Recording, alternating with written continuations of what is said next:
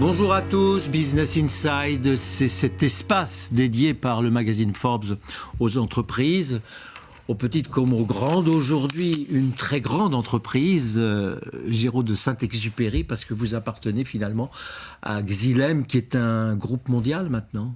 Oui, exactement. Votre activité, c'est la distribution de l'eau. Xylem, c'est avant tout un équipementier du domaine de l'eau, avec un ADN, avec une culture d'industriels de longue date. Vous êtes plus près du BTP que des industriels de l'eau. On est un vrai industriel de l'eau dans le sens où on n'est pas opérateur, mais on fournit de l'équipement. On fournit des équipements tout au long du cycle de l'eau. Les canalisations, les stations de pompage. Les stations de pompage, des systèmes de traitement, de la désinfection, de la désinfection à l'UV, à l'ozone. On parle beaucoup des micropolluants, par exemple, où on a des solutions là-dessus, sur de l'agitation, de la filtration, mais aussi de la mesure de la qualité de l'eau. Ça aussi, c'est un sujet d'actualité, que ce soit de la mesure de la qualité de l'eau en continu, et ça sert beaucoup en ce moment, ou dans les laboratoires, ou même sur la surveillance des... Donc vous travaillez pour les grands distributeurs, Veolia, Lassor. On travaille pour les grands distributeurs opérateurs privés, on travaille aussi pour les opérateurs publics, directement pour les collectivités, on travaille aussi pour les industriels. L'enjeu de l'eau est très fort sur les industriels, notamment sur les rejets des eaux et la qualité des eaux de rejet industriels, et puis aussi sur les acteurs du bâtiment. On va faire simple, pour que tout le monde nous comprenne. C'est quoi le problème de l'eau en France aujourd'hui ? C'est un problème de quantité, c'est un problème de traitement, c'est un problème de distribution, parce qu'il doit y avoir des fuites quelque part, ou c'est un problème d'irresponsabilité des clients qui la gaspillent ? Alors c'est un peu tout ça en même temps. C'est un peu tout ça ? On va dire que l'équation est malheureusement assez simple sur les enjeux de l'eau. Cette équation est la même en France d'ailleurs ou partout à travers le monde. Partout dans le monde. Et encore plus, j'ai envie de dire, dans le monde. Pays émergents. Un peu chanceux en France, mais globalement, il y a une augmentation de la demande par l'accroissement de la population. Oui. Et il y a une diminution de l'offre. L'eau est aujourd'hui un élément fini. C'est bien on a rare. l'habitude de dire que le cycle de l'eau est un cycle fermé. Et on consomme la même eau que les dinosaures. C'est souvent une image qui est utilisée sur les acteurs de l'eau. Et non seulement cette eau est finie, mais en plus la quantité d'eau disponible, la quantité d'eau que l'on va pouvoir consommer, elle diminue par la pollution des sols, pollution des nappes, elle diminue par les infrastructures vieillissantes et elle diminue aussi par les événements climatiques de plus en plus imprédictibles, notamment les inondations, et on est nous aussi en France soumis à ce genre de choses. Vous dites la quantité d'eau disponible est en train de baisser par rapport à ce qu'elle était au moment de la création du monde, mais elle n'a pas beaucoup changé, elle est finie. Elle est finie. C'est un cycle fermé. C'est un cycle fermé, l'eau, depuis la pluie. Depuis la nuit des temps. La pluie, l'utilisation, le rejet, l'évaporation, c'est un cycle fermé. C'est vraiment la quantité totale d'eau sur la planète est finie. Et par contre, la quantité disponible à la consommation, elle, est en danger en ce moment et est en diminution avec ces trois éléments dont je vous parlais. Alors, il y a un certain nombre de choses qu'on dit, mais beaucoup sont fausses, parfois elles sont vraies. Dites-moi, l'état du système français en termes de canalisation et de distribution. Comme tous ceux qui ont été précurseurs, on a été parmi les pionniers et les premiers, et du coup notre système aujourd'hui est vieillissant. Ouais. On parle beaucoup des fuites. On a eu récemment les fameuses assises de l'eau à l'initiative du gouvernement, où on a mis tous les acteurs de l'eau autour d'une même table pour parler des problèmes et des solutions. Et dans les problèmes identifiés, on a eu cette fameuse phrase où 1 litre sur 5 aujourd'hui part... Vous m'avez coupé l'herbe sous le pied. 1 litre sur 5 est perdu. 1 litre sur 5 est perdu. Et ce litre-là, c'est un litre sur lequel on a investi. C'est un litre d'eau potable, donc un litre qu'on a traité, qu'on a rendu potable, sur lequel on a investi de l'argent. Il part directement dans les fuites, dans les canalisations. Oui. Et donc c'est un enjeu majeur. Et c'est un enjeu majeur. En plus, la classe politique s'en empare. La classe politique s'en empare à juste titre, dans le sens où il y a un vrai besoin de sensibilisation aujourd'hui, à la fois des consommateurs que nous sommes. Encore une fois, on a cette chance en France de pouvoir ouvrir le robinet, mais c'est pas partout pareil. La qualité de l'eau est bonne. La qualité de l'eau est bonne en France, oui. C'est de l'eau potable. Oui. Quand on dit oui mais elle sent le chlore, Non, la France est connue pour avoir une très bonne qualité de son eau. Aujourd'hui, l'enjeu est plutôt sur les infrastructures vieillissantes et l'investissement à mettre en œuvre pour pouvoir arriver à à continuer à être performant. Alors, je voudrais votre sentiment sur des dossiers, mais je ne veux pas vous demander de prendre parti, parce que vous êtes sur un terrain très polémique, alors c'est très facile, hein. Mais il y a des dossiers qui circulent depuis pas mal de temps, qui considèrent que l'eau potable que nous avons, nous, est de l'eau trop riche pour arroser le jardin ou pour nettoyer la voiture. Est-ce qu'on ne pourrait pas imaginer 2 circuits d'eau, un circuit d'eau qu'on boirait, et un circuit d'eau qu'on utiliserait pour le jardin, pour la voiture, Ça fait partie des sujets qui sont à l'étude, parce que, bien entendu, réutiliser l'eau, voilà. Ça fait partie des choses qui paraissent de récupération. Maintenant, c'est aussi beaucoup d'investissement pour arriver à ça. Et il y a aussi une autre façon de voir des solutions à l'eau, c'est plutôt d'utiliser la digitalisation. Qu'est-ce que ça apporte à la digitalisation? Parce qu'il va falloir que vous expliquiez ça à tous les écolos qui disent « oui, non, il faut fermer les robinets, il faut arrêter ». On peut fermer les robinets, on peut consommer mieux, ça n'empêche pas. Pour autant, la digitalisation, c'est quoi? Quand on voit qu'on a 1 litre sur 5 qui part en fumée, c'est pas le consommateur qui le fait partir en fumée, c'est l'infrastructure. Et la digitalisation, aujourd'hui, elle va permettre de rationaliser l'investissement, d'avoir un investissement qui va être ciblé.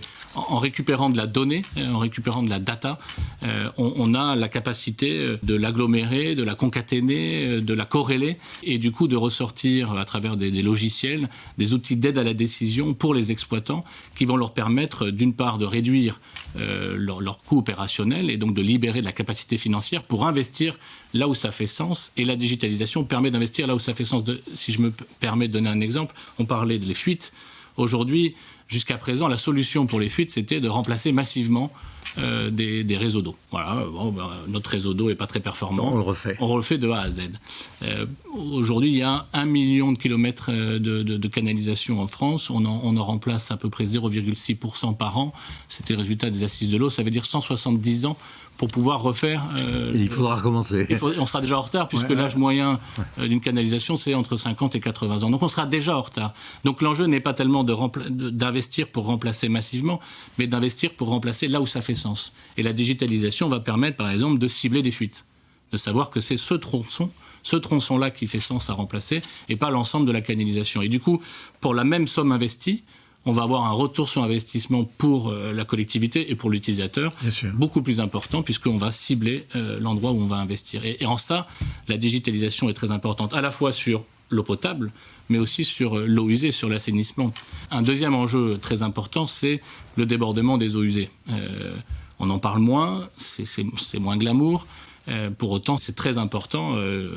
Lors des inondations, par exemple, nos réseaux débordent et donc on va avoir de l'eau usée, de l'eau souillée qui va aller polluer les nappes. Là aussi, la digitalisation peut apporter des solutions pour savoir exactement comment optimiser son réseau, éviter que ça déborde à un point A où il y a l'inondation, alors qu'à un point B, il y a encore de la capacité de stockage. Et ça, c'est votre job? Et ça, c'est notre job aujourd'hui. Aujourd'hui, on est... Mais là, vous travaillez pour les distributeurs. On travaille... vous travaillez pour l'ensemble de la collectivité.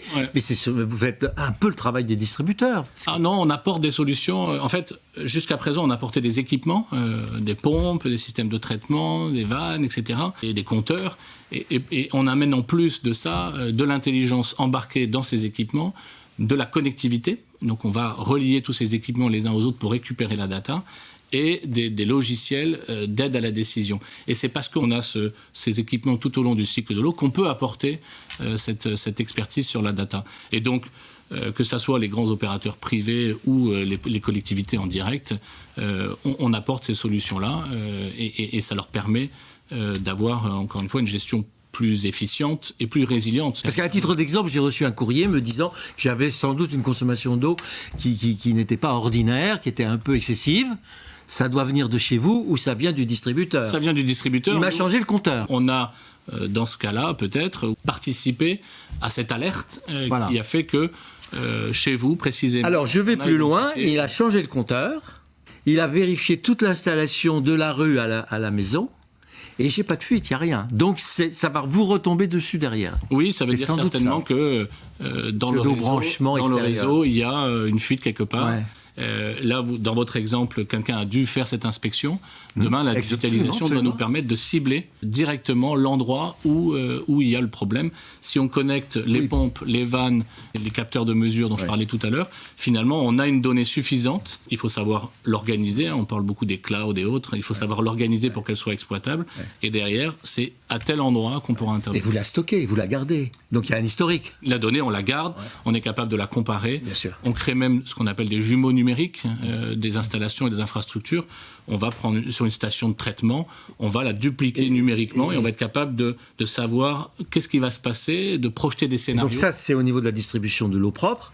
J'imagine que les eaux usées ont le même traitement. Pareil, avec un objectif différent. C'est l'objectif d'éviter les débordements des eaux usées. Oui. La crise du Covid a changé beaucoup de choses dans votre métier. J'ai envie de dire que comme sur beaucoup d'entreprises et beaucoup de métiers, ça a accéléré cette digitalisation. Mais ça a aussi accéléré une prise de conscience qu'il fallait peut-être être plus vigilant quand vous utilisez. Bien au niveau du consommateur, ça a influencé. Au niveau des collectivités, elles se sont rendues compte de la nécessité de pouvoir piloter à distance, donc encore une fois de connecter et d'utiliser la donnée. Elles se sont rendues compte de l'importance de la prédiction, notamment de la maintenance prédictive. Jusqu'à présent, on allait faire une maintenance préventive, voire curative. Hop, ça marche plus, on y va. Quand on est dans une situation de confinement, il faut pouvoir prédire ce qui va se passer. Et donc là, l'intelligence artificielle, le fameux machine learning, sont des solutions qui vont aider les exploitants à prédire ce qui va se passer. Merci beaucoup. Ça s'appelle Xylem, ce groupe dont vous dirigez les activités sur l'Europe tout entière maintenant. Et il y a un site internet ? Il y a un site internet, qui doit être hyper sophistiqué. Tous les réseaux sociaux pour à la fois comprendre comment la digitalisation va transformer le marché de l'eau, et puis se sensibiliser. C'est aussi notre mission et notre vocation à sensibiliser le grand public sur ces enjeux. Merci beaucoup. Merci mille fois. Merci à vous.